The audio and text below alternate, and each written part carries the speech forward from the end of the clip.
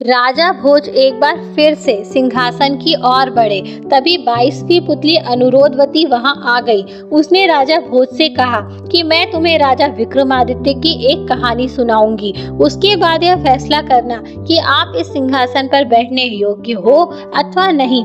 इसके बाद 22वीं पुतली ने कथा सुनाना प्रारंभ किया। तो चलिए फ्रेंड्स, जानते हैं इस रोचक कथा के विषय में। राजा विक्रमादित्य अद्भुत गुणग्राही थे।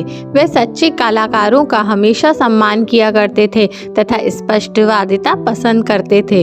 उनके दरबार में योग्यता का सम्मान किया जाता था। चापलूसी जैसे दुर्गुण की उनके यहाँ कोई कद्र नहीं थी। यही सुनकर एक दिन एक युवक उनसे मिलने उनके द्वार तक आ पहुंचा। दरबार में महफिल जमी हुई थी और संगीत का दौर चल रहा था। वह युवक द्वार पर राजा की अनुमति का इंतजार करने लगा। वह युवक बहुत ही गुणी था, बहुत सारे शास्त्रों का ज्ञाता था, कई राज्यों में नौकरी कर चुका था। स्पष्ट वक्ता होने के कारण उसके आश्रयदाताओं को वह भ्रष्ट नजर आया, अतः हर जगह उसे नौकरी से निकाल दिया गया। इतनी ठोकरें खाने के बाद भी उसकी प्रकृति तथा व्यवहार में कोई परिवर्तन नहीं आ सका।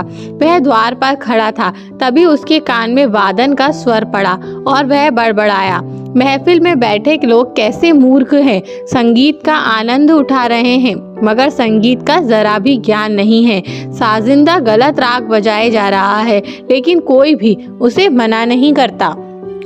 उसकी बड़बड़ाहट द्वारपाल को स्पष्ट सुनाई पड़ी।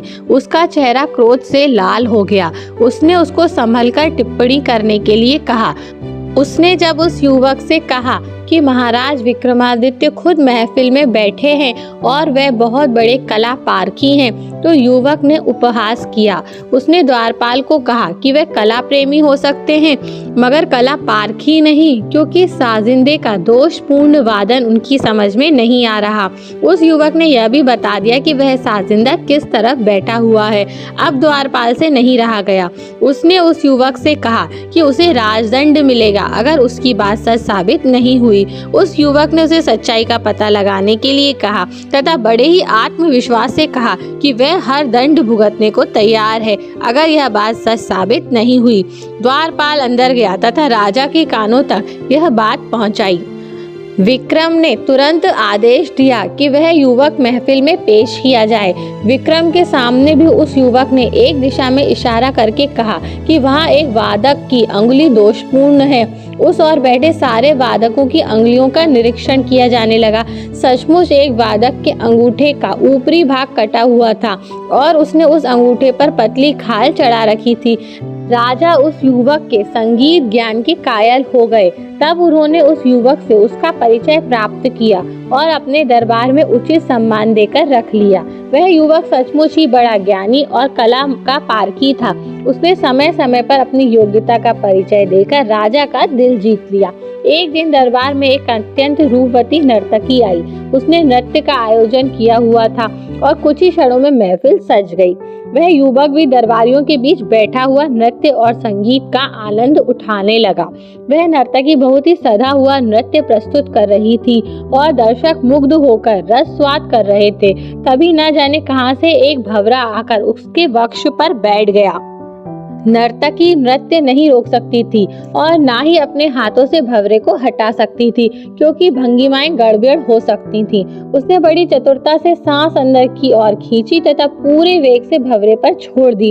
अनायास निकले सांस के झोंके से भंवरा डरकर उड़ गया। क्षण भर की इस घटना का कोई भी नहीं ताड़ सका, मगर उस युवक की आंखों ने सब कुछ देख लिया। वह वाह वाह करते उठा और अपने गले की मोतियों की माला निकालकर नर्तकी के गले में डाल दी। सारे दरबारी स्तब्ध रह गए। अनुशासनहीनता की पराकाष्ठा हो गई। राजा की उपस्थिति में दरबार में किसी और के द्वारा किसी को पुरस्कार देने की अनुमति नहीं होती थी तथा इसे अपमान माना जाता था। विक्रम को भी यह बात पसंद नहीं आई और उन्होंने उस युवक को इस धृष्टता के लिए कोई ठोस कारण देने के लिए कहा। तब युवक ने भंवरे वाली सारी बात राजा को बता दी। उसने कहा कि बिना नृत्य की एक भी गरिमा को नष्ट किए लय ताल के साथ सामंजस्य रखते हुए इस नर्तकी ने जिस सफाई से भंवरे को उड़ाया वह पुरस्कार योग्य था।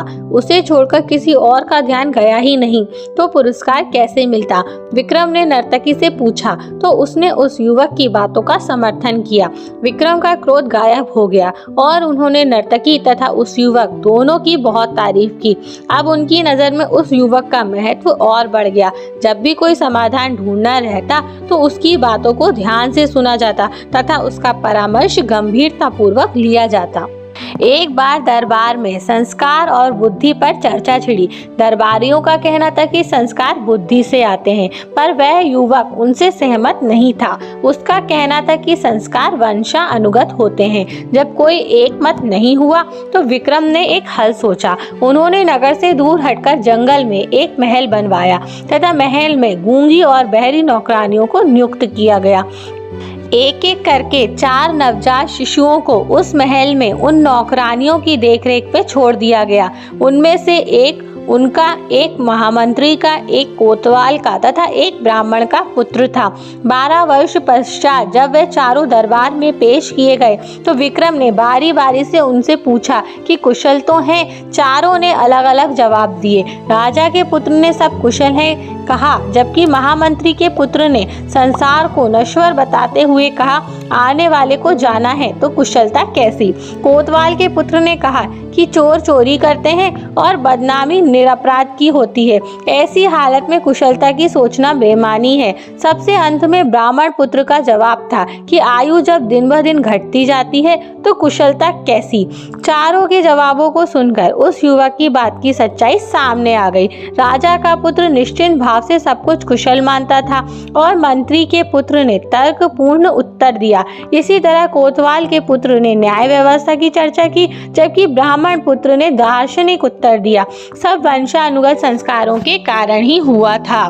चारों बालकों का पालन पोषण एक ही वातावरण में हुआ था, लेकिन उनके विचारों में अपने संस्कारों के अनुसार भिन्नता आ गई। सभी दरबारियों ने मान लिया कि उस युवक का मानना बिल्कुल सही था। ना कहकर 22वीं पुतली भी वहां से उड़ गई और राजा भोज एक बार फिर इस सोच में पड़ गए कि क्या राजा विक्रमादित्य की तरह वह भी सच्चे और अच्छे लोगों की परख करने में काबिल हैं या नहीं। इस छोटी सी कहानी से हमें सीख मिलती है कि जो व्यक्ति हमेशा सच बोलता है और गलत का साथ नहीं देता उसका हमेशा समर्थन करना चाहिए।